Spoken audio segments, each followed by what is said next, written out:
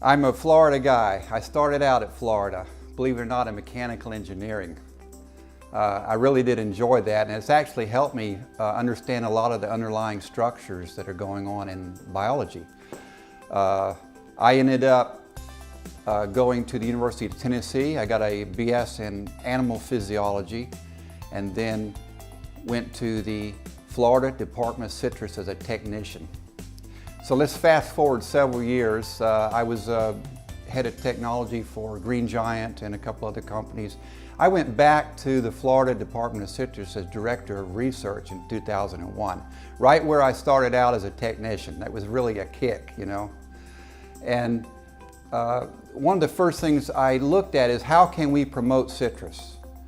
And I will back up one point to say that when I was a technician, I went ahead and got my doctorate at the University of Florida while I had returned to Florida.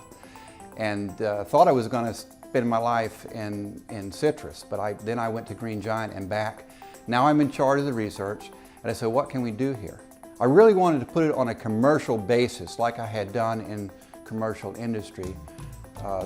That department, everybody knows about it. It's the one that does all the citrus commercials and the jingles, and they promote research or anything that will market citrus.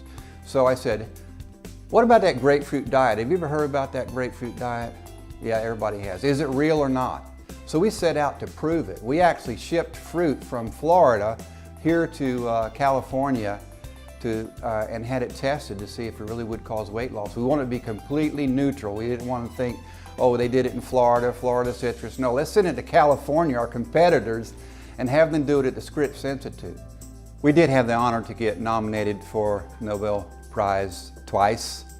Very good. The first one was with our work with inflammation and diabetes, finding out that diabetes was caused by a poison, sugar, which led to inflammation.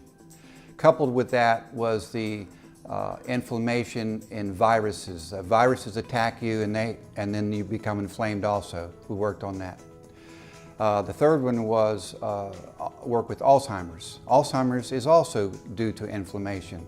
And so we found out if you could shut down that inflammatory response, you could get rid of the tangles and the proteins, the beta secretases that cause what we see as Alzheimer's.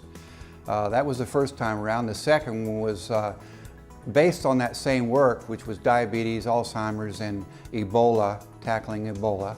We were the first ones to actually be able to fight that disease.